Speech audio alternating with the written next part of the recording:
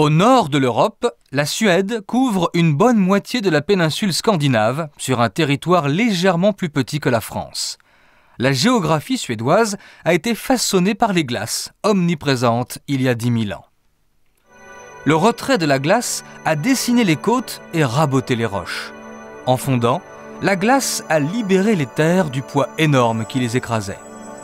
À certains endroits, elle s'élève d'1 mètre par siècle dans un mouvement toujours inachevé. L'extrême sud, légèrement vallonné, prolonge la riche plaine agricole d'Europe continentale. En montant vers le nord, les feuillus, puis les résineux se multiplient pour former le plus grand massif forestier d'Europe. La proximité du cercle polaire arctique détermine le type de climat, la végétation et la faune. Parmi les cervidés, l'élan et le renne sont les plus répandus. Beaucoup d'espèces ont été chassées comme le phoque et l'ours brun. Elles sont aujourd'hui toutes protégées. Grâce au Gulf Stream, le climat du sud est assez doux malgré la latitude. La préhistoire laisse des traces dans le sud du pays, mais il faut attendre le Moyen-Âge pour voir les Vikings s'illustrer. Ils créent de nombreux villages et font parler d'eux dans toute l'Europe. Dès le XIe siècle, le royaume de Suède prend corps. Depuis, la royauté n'a jamais connu d'interruption. La monarchie suédoise est parlementaire. Elle ne joue aucun rôle politique et ses fonctions sont purement symboliques. La Suède n'a pas vécu la guerre depuis près de 2 siècles. Sa neutralité et plusieurs scientifiques de renom lui ont valu une notoriété internationale. Bien que le pays connaisse une importante vague d'immigration depuis les années 1960, la population suédoise descend en majorité des Vikings.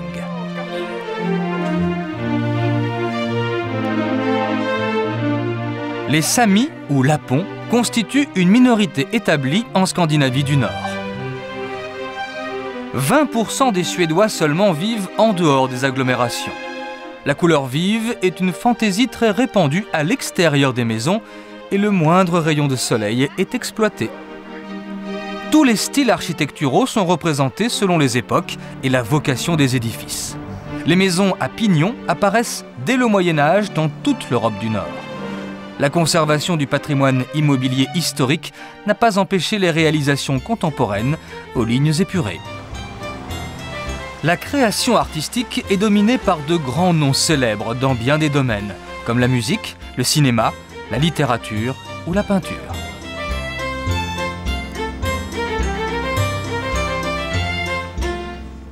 Les artisans ont donné au bois et au verre leurs lettres de noblesse. Quant aux traditions, elles trouvent leur rythme dans la succession des saisons.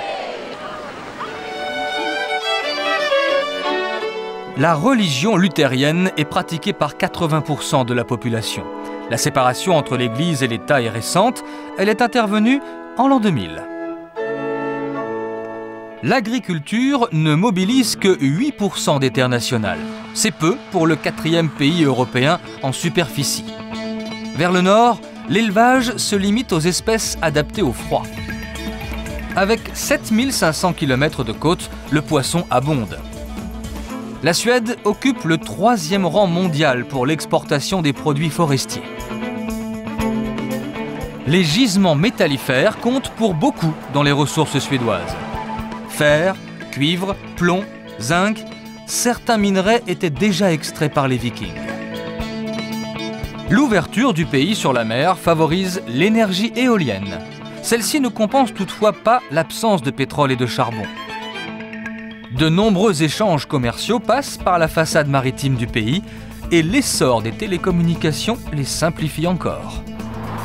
Fleuron de l'industrie suédoise, les constructions aéronautiques et l'industrie automobile sont d'importants pourvoyeurs d'emplois. La Suède s'étire en longueur sur 1600 km. Le réseau routier additionne les ouvrages d'art et les ferries assurent les navettes. Les moyens de transport s'adaptent aux conditions difficiles du Grand Nord. De la même façon, le tourisme se fond dans la nature. Même s'il se trouve dans un environnement plutôt frais, les Suédois arrivent à rompre la glace. Les activités traditionnelles pratiquées depuis des lustres ne perdent pas leur attrait. Les moyens de transport ancestraux sont utilisés pour le plaisir et pour les sports d'hiver, dans lesquels les Suédois excellent.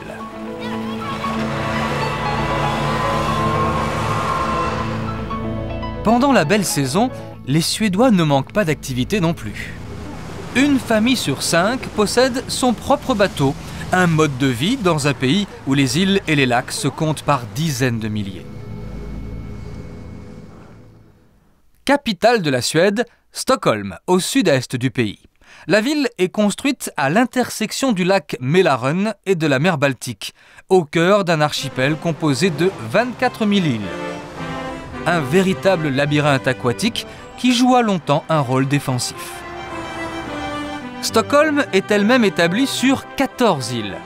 L'eau couvre le tiers d'un territoire urbain dominé par la tour de l'hôtel de ville.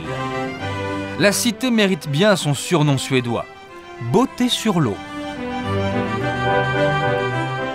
Stadsholmen est la plus grande île de la vieille ville.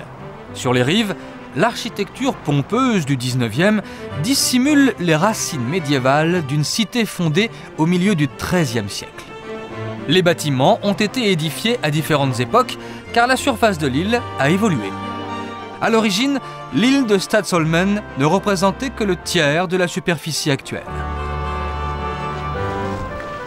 La Suède est le pays où le statut de la femme se rapproche le plus de celui de l'homme.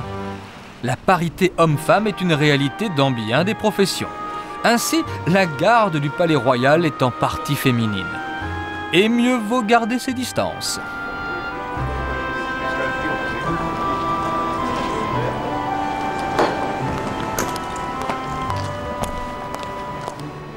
Femme ou homme, peu importe. La relève arrive.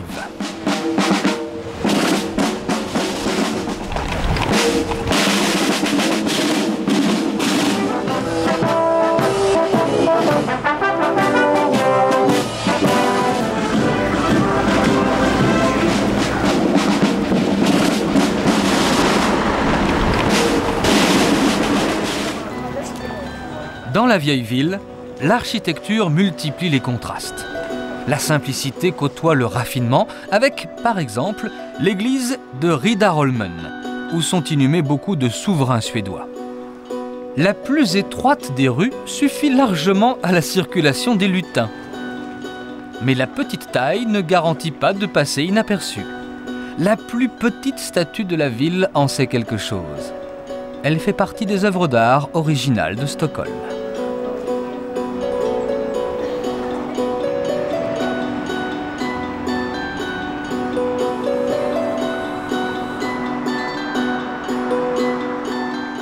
L'histoire de Stockholm est forcément liée à l'eau, donc à la marine. La mésaventure d'un bateau est gravée dans les annales. Au XVIIe siècle, le roi décida la construction d'un navire baptisé Vasa, le nom d'une dynastie royale. Mais le jour de son lancement, le magnifique bateau flotta quelques minutes, puis coula. Après 333 ans d'immersion, on renfloua le vaisseau resté en bon état grâce à la faible salinité de la mer Baltique. Ancienne chasse royale, l'île de Djurgården abrite le musée en plein air de Skansen. L'ensemble regroupe des habitations venues de différentes régions suédoises. Dans le temps, leurs origines se répartissent entre les dernières années du XVIIIe siècle et le début du XXe. Le mobilier et les décorations ont gardé toute leur fraîcheur. La reconstitution des conditions de travail du passé n'est pas récente, puisque le musée de Skansen a été créé dès la fin du 19e siècle. Dans son genre, c'est l'un des plus anciens au monde. Pourtant, il n'a rien d'un musée poussiéreux. On y travaille réellement en remettant au goût du jour les bonnes vieilles recettes de grand-mère pour le plaisir des grands et des petits. Dans le musée des enfants, l'agriculture peut compter sur de nouvelles vocations. L'enfant est roi en Suède. De nombreuses lois et associations en assurent la protection.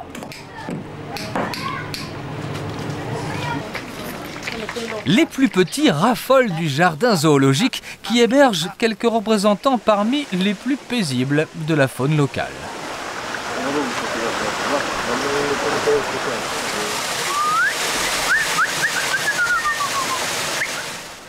Au solstice d'été, le jour le plus long de l'année, Skansen, comme toute la Suède, fête la Saint-Jean.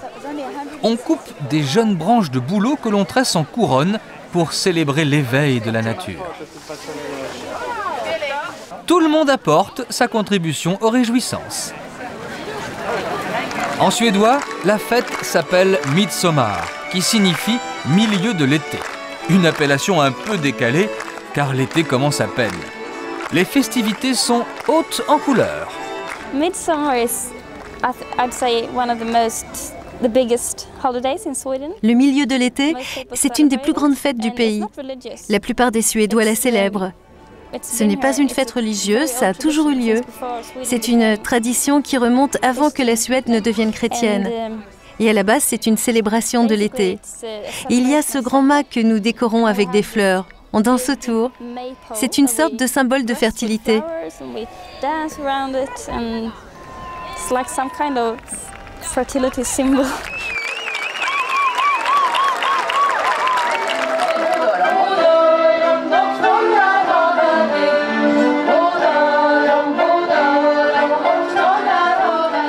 Pendant la journée et une bonne partie de la nuit autour du mât, la population est en liesse. Le froid et l'obscurité sont oubliés. L'été est bien là.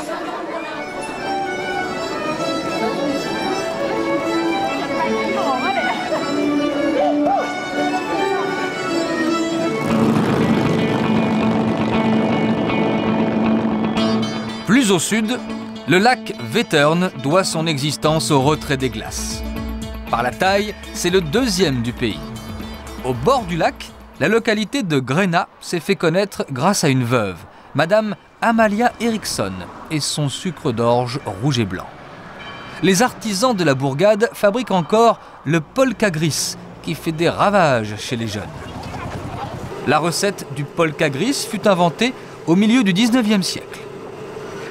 La cuisson du sucre, le mélange et l'étirement de la pâte exercent une réelle fascination sur les enfants. Le polkagris parfumé à la menthe fait rêver depuis des générations. Le rêve a pris de belles couleurs et le succès ne se dément pas.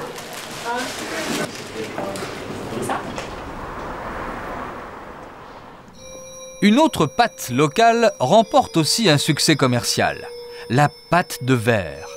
Au XVIe siècle, les chevaliers suédois terminaient leur repas en cassant tous les verres. Une coutume très onéreuse car les verres venaient de Venise. Pour faire des économies, le roi décida de lancer la fabrication en recrutant des souffleurs vénitiens. Il y a une grande concentration de verreries en Suède depuis le XVIe siècle. C'est une industrie qui demande beaucoup de matières premières et d'énergie. On a du bois avec les forêts, on en a toujours eu. On a du sable et tout ce qu'il faut pour faire du verre. Aujourd'hui, la source d'énergie, c'est évidemment l'électricité et le pétrole.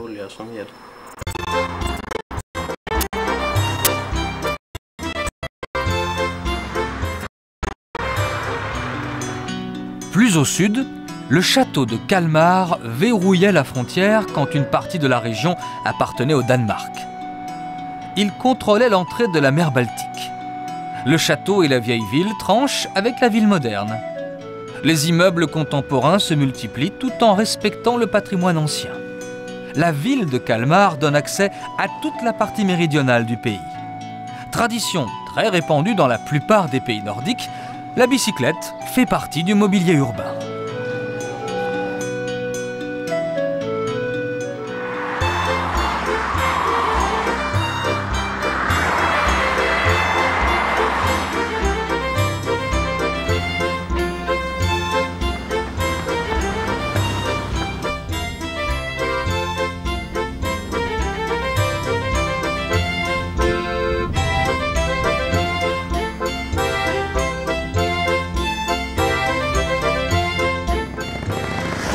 Un vent puissant souffle dans le sud. Il modèle le paysage, chasse les nuages, mais laisse un peu de répit au vieux moulin. Il inspire aussi les artistes. Et pourquoi pas utiliser les choses simples du quotidien, comme les œufs, pour traduire avec finesse l'atmosphère du décor naturel. Je pense avant tout que c'est un paysage tellement beau, avec une lumière qui m'inspire. Vivre ici, c'est un mode de vie, une vie simple. La Scanie est la plus méridionale des régions suédoises. L'influence du Danemark y est perceptible. Elle appartint aux Danois pendant près de 1000 ans, jusqu'au milieu du XVIIe siècle. La côte, à l'extrême sud-est, aligne, dit-on, les plus belles plages du pays.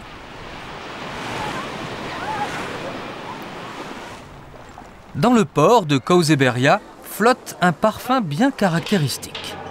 Il s'échappe d'un fumoir à poissons. Anguilles, truites, harengs, saumons et crevettes sont fumés sur feu de bois. On utilise du chêne ou du hêtre pour alimenter le foyer. Les flammes sont étouffées avec de la sueur et la fumée s'en dégage.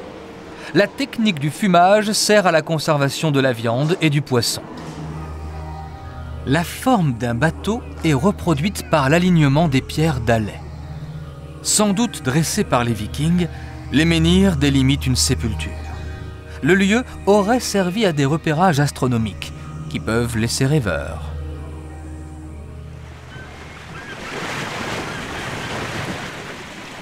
Les Vikings font toujours des émules au XXIe siècle. Le musée en plein air de Fotteviken reproduit la vie des hommes du Nord. La femme était déjà respectée à l'époque, même si les tâches qu'on lui confiait étaient parfois répétitives.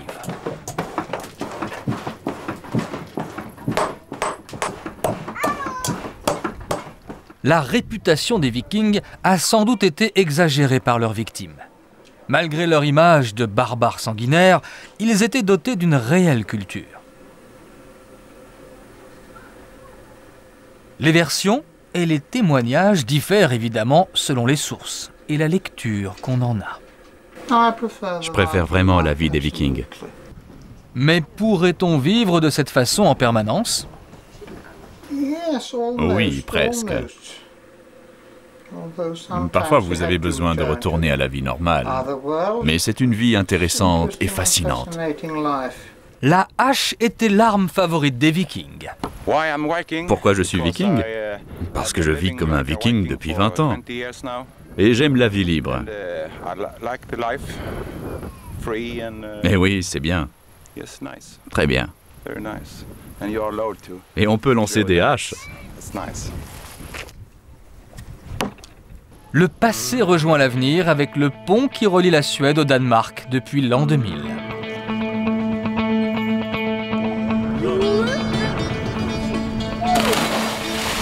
Sur la côte sud-ouest, la ville de Malmö marie habilement le moderne et l'ancien. Les matériaux traditionnels adoptent de nouvelles lignes.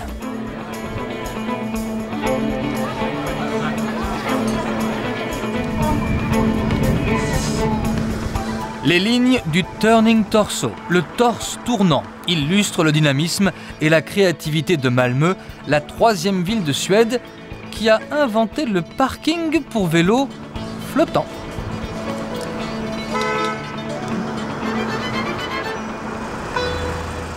La vieille ville a bien vécu la croissance sous l'œil attentif du roi Charles X Gustave.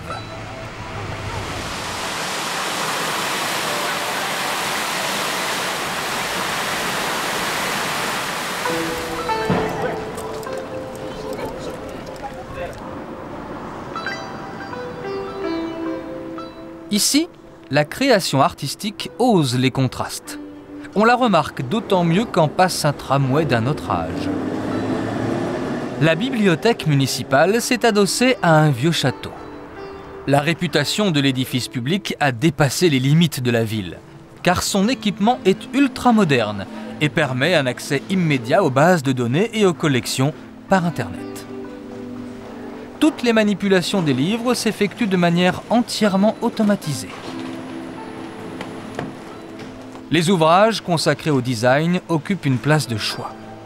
Un musée souligne la vitalité des designers suédois, qui bénéficient d'une réputation mondiale.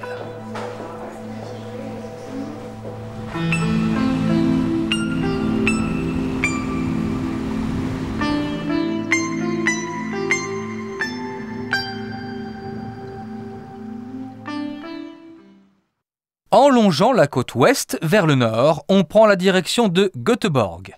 La ville se situe à mi-parcours d'un littoral qui s'étire sur 400 km. Au bord de la mer du Nord flotte une multitude d'îles inhabitées, ou presque. En fondant, les glaciers ont profilé la côte et découpé de profondes entailles, les fjords. Un fort élevé au XVIIe siècle devait dissuader les Danois d'aller plus loin avec leurs bateaux. Ils commandent l'entrée de Göteborg, bien abritée au fond d'un fjord. Un pont relie les deux parties d'une ville où transite 40% du pétrole suédois. Le port de Göteborg est le plus important de Scandinavie. Pour son trafic en voyageurs ou en marchandises, il l'emporte largement sur les autres. La marine a écrit de nombreux chapitres de l'histoire nationale. Reproduit en grandeur nature, un vieux voilier rappelle ceux qui naviguaient au service de la Compagnie suédoise des Indes orientales. Fondée au XVIIIe siècle, la compagnie organisa plus de 100 voyages à partir de la Suède vers la Chine. Les anciens chantiers navals ont cédé la place à des immeubles aux lignes futuristes. Les bâtiments rappellent la vocation industrielle et la réussite d'une ville qui doit beaucoup à son port. Göteborg connut la prospérité à partir du XIXe siècle. En 1800, on creusa un canal pour mettre le port en contact avec l'intérieur du pays.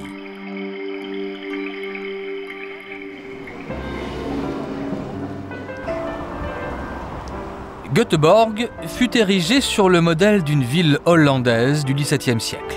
L'expérience des Hollandais fut précieuse pour aménager les terrains marécageux et tracer un réseau de canaux. On la surnomme la ville des jardins et des parcs.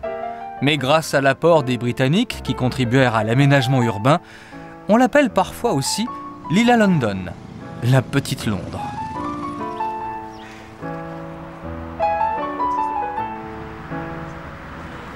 Sur l'avenue principale, la fontaine de Poséidon rappelle que Göteborg n'existe que grâce à la mer. Elle est l'œuvre de Carl Milles, un grand sculpteur suédois.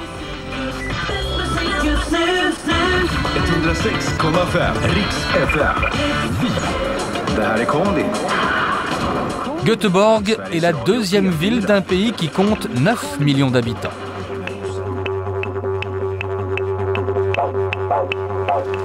La densité de la population suédoise est une des plus faibles d'Europe. Beaucoup de Suédois ont quitté leur pays pendant la deuxième moitié du XIXe siècle pour l'Amérique du Nord. Aujourd'hui, le pays connaît un niveau de vie parmi les plus élevés au monde.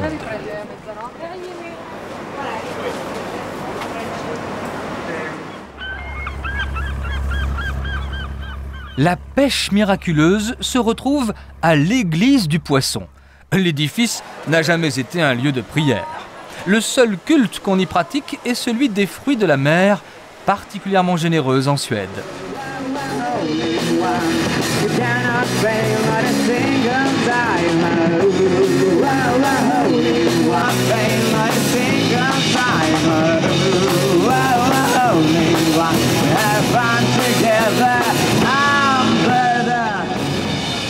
Ni kanske vill ha lite broschyr om Börjessons Pour leur déplacement, les Suédois utilisent volontiers les transports en commun entrés dans les mœurs depuis longtemps. Le tramway ancien modèle emmène les passagers vers une destination incontournable à Göteborg.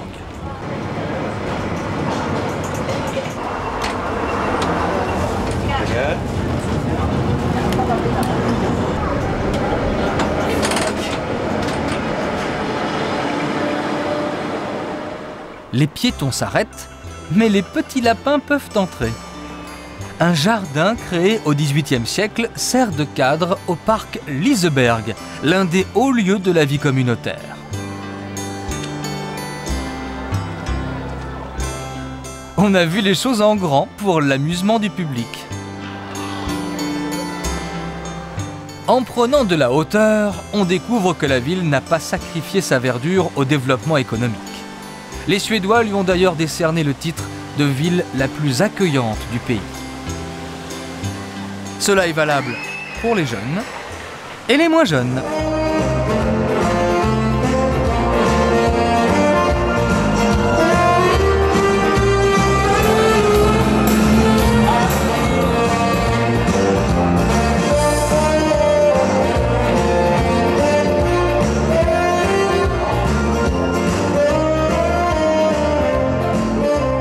En Suède, il n'y a pas d'âge pour aimer ni pour séduire. L'important, c'est la joie de vivre.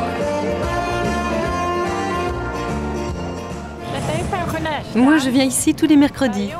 Il y a la danse pour seniors entre 11h et 14h et parfois même le soir. Ça me plaît beaucoup. Et on danse même l'hiver car ça se passe à l'intérieur.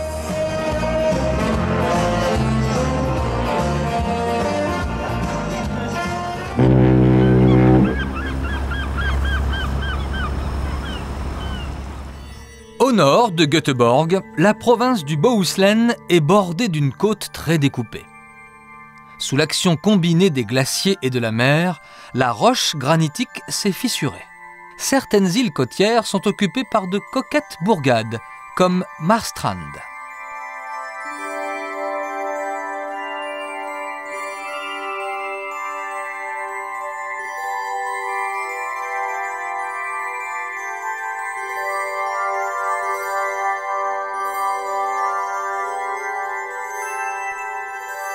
Les vents constants et la beauté intacte des rivages jusqu'à la frontière norvégienne attirent de nombreux navigateurs.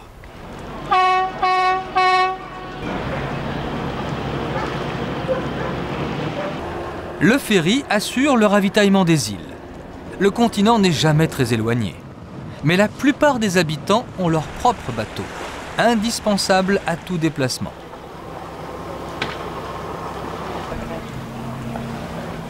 Le long de la côte ouest, la couleur traditionnelle des maisons est le blanc, alors que dans le reste du pays, le rouge domine. Les îles préservent jalousement leur identité. Le plus souvent, pas de voitures, et les cimetières sont surtout peuplés de marins. Partout, la mer rappelle qu'ici, aucun destin ne s'écrit sans elle.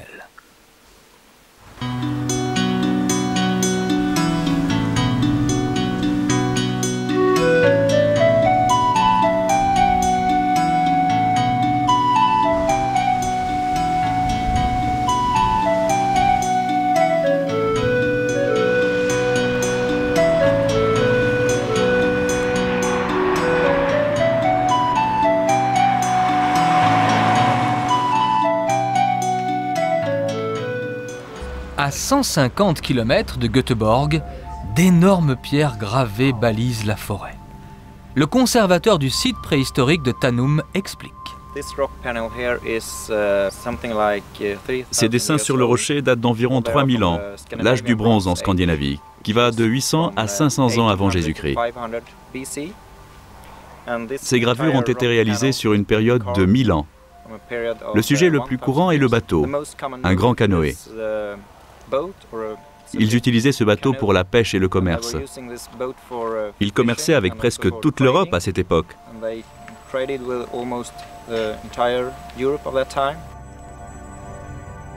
Malgré les influences extérieures en Suède, les traditions n'ont pas été bouleversées.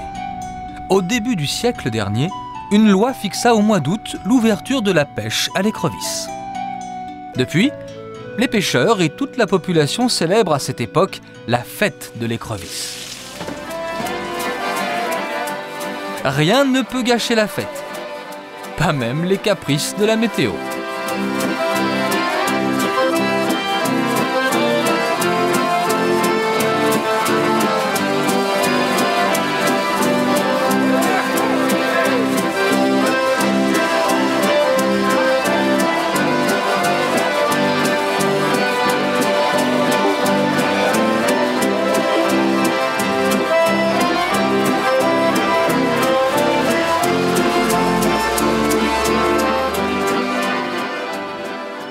Dès qu'on s'éloigne du littoral, la forêt reprend ses droits. La nature est le refuge d'une faune sauvage qui a disparu d'Europe occidentale. Il y a une centaine d'années, les loups étaient encore nombreux dans le sud du pays. Avec l'expansion de l'habitat, ils se sont réfugiés plus au nord. L'ours brun, lui aussi, a dû prendre le chemin du nord, ce qui, visiblement, ne perturbe pas vraiment la petite famille. Soudain apparaît le lynx, un gros chat que l'on reconnaît aux poils dressés sur les oreilles et au pelage moucheté. Lui aussi a quitté le sud du pays, mais avec un peu de nourriture, il est possible de l'attirer. Mais la gourmandise ne l'emporte pas toujours sur la méfiance.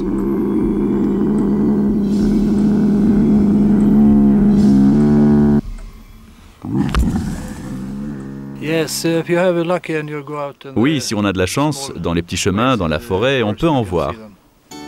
Le petit lynx se croyait assez grand pour grimper aux arbres. Pourtant, maman lynx l'avait mis en garde. Grimper aux arbres, ce n'est pas si simple. Heureusement, maman n'est pas loin. Et la technique de récupération est au point.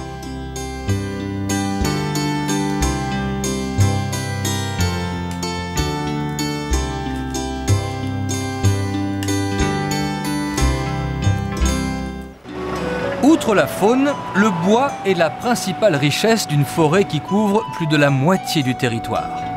Grâce au bois, la Suède est le premier producteur européen de papier et de carton. Le bois est également, en zone rurale, le plus répandu des matériaux de construction. Depuis toujours, il se fond dans le paysage. Les différentes régions du pays l'utilisent à travers une infinie variété d'édifices, de couleurs et d'usages. Le bois offre un précieux matériau aux artisans, ce qui n'empêche pas le recours à des matières premières originales, comme les cheveux, pour réaliser des bijoux. Avec les moyens du bord et un matériel rustique, le couple d'artisans perpétue d'anciennes activités traditionnelles. Maintenant, je fais de la tresse. Il faut plier ce morceau par-dessus. Au début, on tresse le fond, qui est plat. Et maintenant, je fais les côtés.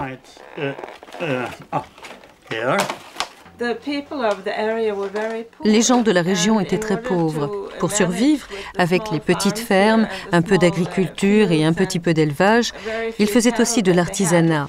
Et chaque village avait sa spécialité.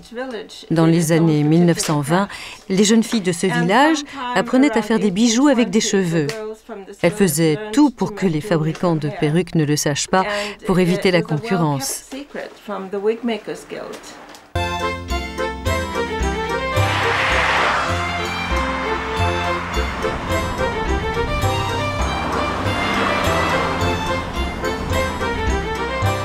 Originaire de Dalekarli, une région au centre du pays, le Dalahest est un cheval en bois de pin. En principe rouge, le cheval a connu un tel succès populaire qu'il est devenu un véritable symbole national exporté dans le monde entier. Le cheval aurait été créé par des bûcherons qui sculptaient des objets en bois à leur moment perdu. La technique s'est mécanisée mais la finition est manuelle. Les origines du cheval d'Alaest sont lointaines. Oui, on fait des chevaux de Dalecarli. C'est une vieille tradition qui remonte au XVe siècle. On fait aujourd'hui les chevaux de la même manière qu'à cette époque.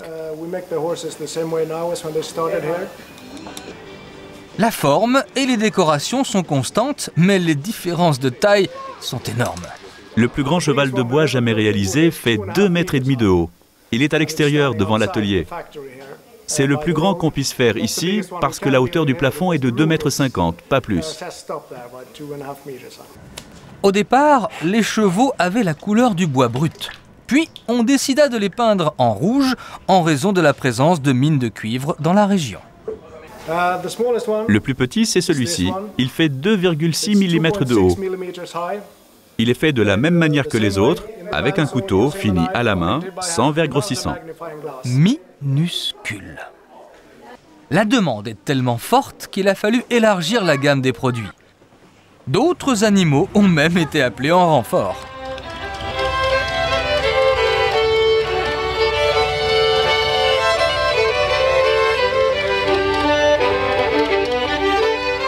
Dans les petits villages de Dalecarli, une autre tradition reste bien vivace. Les festivités du mariage. Le long bouleau fraîchement coupé fait partie de la tradition. Les habits, eux aussi, sont bien traditionnels. Mais le carrosse des mariés est moins conformiste.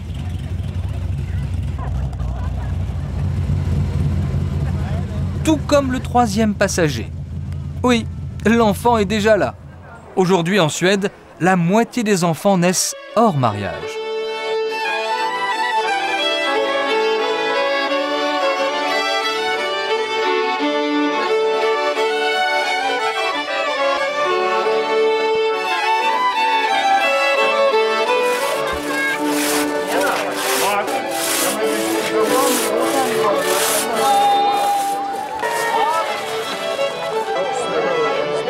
Dans un effort collectif, le bouleau est dressé en l'honneur des mariés.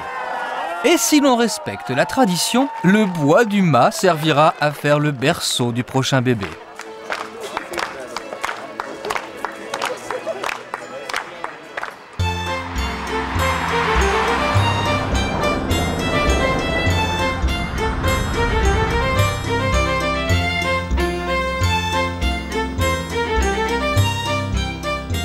La moitié des accidents de voiture sont causés par des rennes ou des élans. Pas de souci avec la chèvre géante qui accueille les visiteurs dans la mine de cuivre de Falun. À ciel ouvert ou à travers un énorme réseau de galeries souterraines, l'extraction du minerai de cuivre a véritablement lancé l'industrie suédoise. Les réserves de cuivre et de fer ont donné au pays l'envergure d'une puissance mondiale dès le XVIe siècle. Aujourd'hui, il est possible de visiter la mine, mais il serait hasardeux de s'y aventurer seul. Les différentes salles dans la mine ont toutes des noms différents. Ça, c'est intéressant. Il y en a 3000. Il y avait 80 km de galeries à l'origine, mais aujourd'hui, il n'en reste qu'une trentaine à cause des éboulements. Dans certaines salles, les rois donnaient des dîners, dressaient des grandes tables avec de véritables festins. Ils invitaient leurs amis et leurs proches.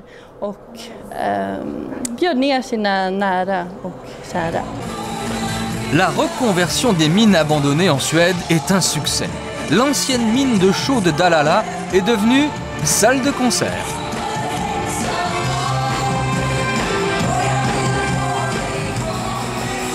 Au pays du groupe ABBA, la musique pop fait un tabac.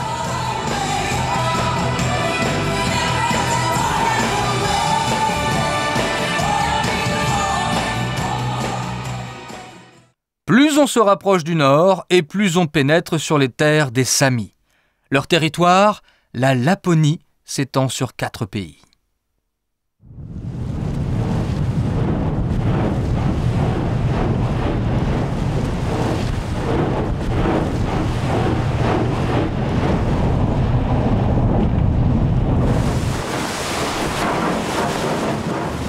Le brise-glace est indispensable à cette latitude pendant les mois d'hiver. Ici, nous cassons la glace sur la rivière. La glace fait près de 50 cm d'épaisseur. On brise la glace tout l'hiver et on transporte aussi des passagers. Parfois, le brise-glace s'arrête et les passagers peuvent se dégourdir les jambes. Les premiers pas sont délicats.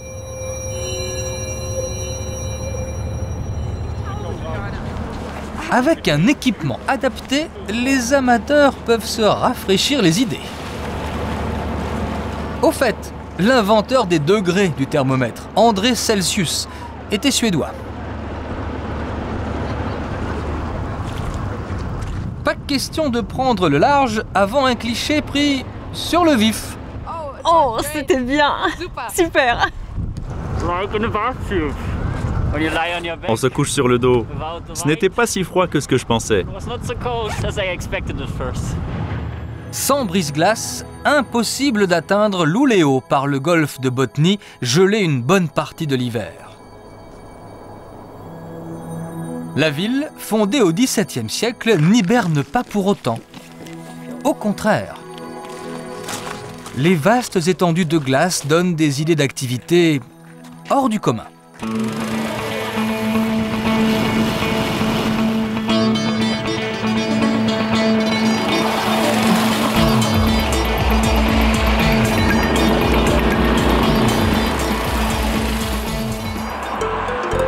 L'asphalte est tout de même plus sûr.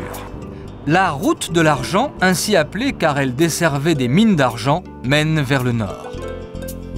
Plus on monte vers le nord, et plus le bouleau devient rare, laissant la place aux conifères.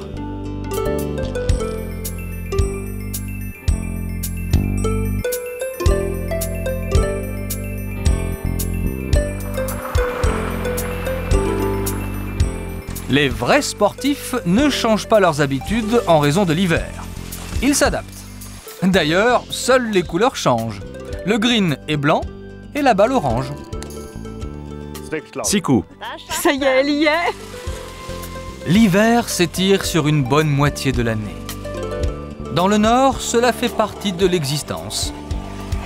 L'important est d'avoir un matériel adapté. Il faut percer la glace pour atteindre l'eau du lac et mettre en service la mini canne à pêche.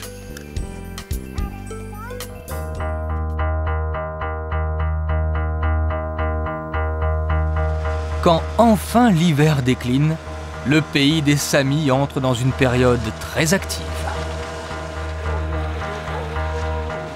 Tout le monde est sur le pont. La mobilisation est générale. Le matériel est prêt. Toute la famille est concernée. On prépare les clôtures métalliques pour canaliser les mouvements dans le sous-bois.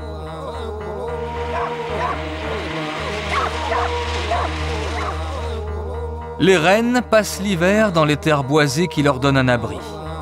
Au terme de l'hiver, ils partent pour leur transhumance printanière sous la conduite de bergers motorisés. Et les chiens bergers apprécient le progrès. Ce qu'on fait maintenant, c'est qu'on déplace les rennes de l'endroit où ils mangent l'hiver, c'est-à-dire la côte, vers l'intérieur du pays, où ils mangent l'été. Le trajet dure une semaine. On fait 10 à 20 km par jour. Avec mon équipe, on déplace environ 2 à 3 000 rennes.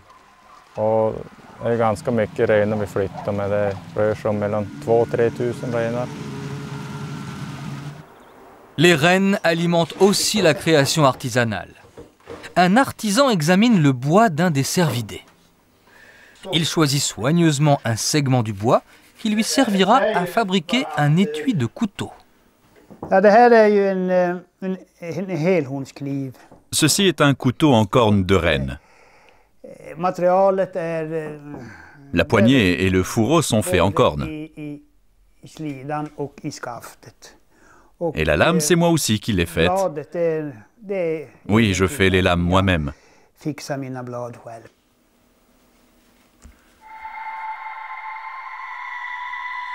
Plus au nord, la route croise le cercle polaire arctique. Au-delà, c'est le pays où brille le soleil de minuit. Pour ceux qui s'égarent, il n'est pas facile de demander son chemin. Heureusement, tous les villages à la belle saison restent dans la lumière permanente. En effet, il fait jour sans interruption de fin mai à fin juillet. En hiver, le jour se réduit à sa plus simple expression. Les hommes s'adaptent à la latitude. Ils ont aussi adapté leur habitat, leur construction et leur route.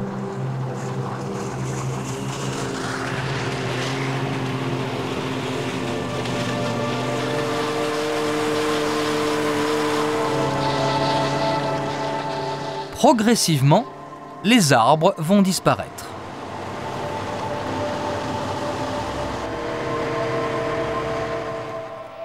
En fonction des saisons, les animaux adaptent pelage et plumage aux couleurs dominantes.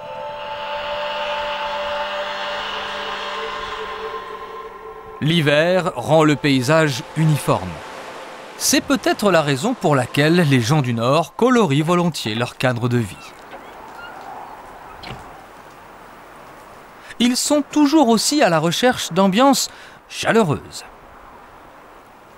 Le sauna est une véritable institution en Scandinavie. La cabane est faite d'un bois qui absorbe l'humidité. La transpiration entraîne l'élimination des toxines et procure une détente incomparable. Mais les motivations ont évolué. Auparavant, le sauna était un moyen de rester propre. Aujourd'hui, chez nous, le sauna a surtout une fonction sociale. On y va ensemble, par exemple, pour manger, en famille ou avec les amis. Après la chaleur extrême, pourquoi pas un petit plongeon dans le froid intense? Excellent pour la circulation sanguine.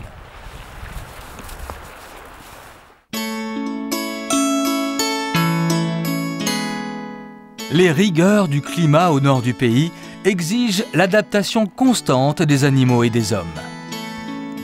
S'ils sont bien nourris, les chevaux du nord ne craignent pas le froid sous leur épais pelage. Ils progressent facilement dans la neige grâce à de larges sabots. Ils sont dressés pour tirer de lourds attelages. Un joyeux équipage se dirige vers un rendez-vous peu banal. Aujourd'hui, le Père Noël en personne reçoit autour d'un feu de bois.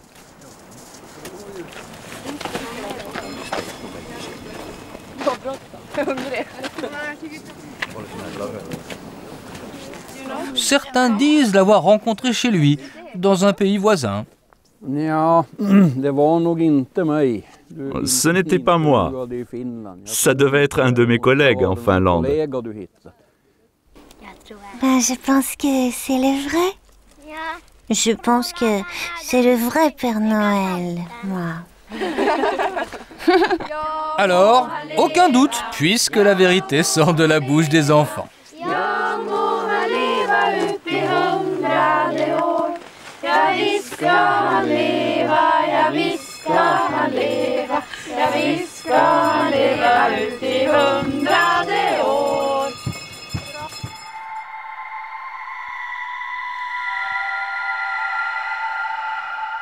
Le froid a figé la nature. Curieux panneau, on annonce la formation d'igloo. Tiens, une dune de neige. Non, des ouvertures sont pratiquées dans la glace et on a même pensé à la décoration. Les murs affichent leur température. Derrière la porte apparaît le hall d'entrée d'un hôtel à l'accueil glacial. Tout est taillé dans la glace, même le décor. Inutile de préciser qu'au restaurant, les produits sont de première fraîcheur. La dernière scène, le dernier repas du Christ, a été sculpté par l'architecte de l'hôtel. On commence à construire l'hôtel de glace en novembre et ils font fin avril. On a une architecture et une décoration complètement différentes chaque année. Comme on reconstruit chaque année, autant faire quelque chose de neuf. Le concept présente tout de même un inconvénient. Il faut abréger ses vacances dès que le temps se réchauffe. En tout cas, pas de doute, le bar sert des boissons bien fraîches. Si l'on trouve son chemin dans les couloirs, on peut gagner sa chambre. Le lit est aussi taillé dans la glace. Avec quelques fourrures et un bon sac de couchage, la nuit n'est pas si froide que ça.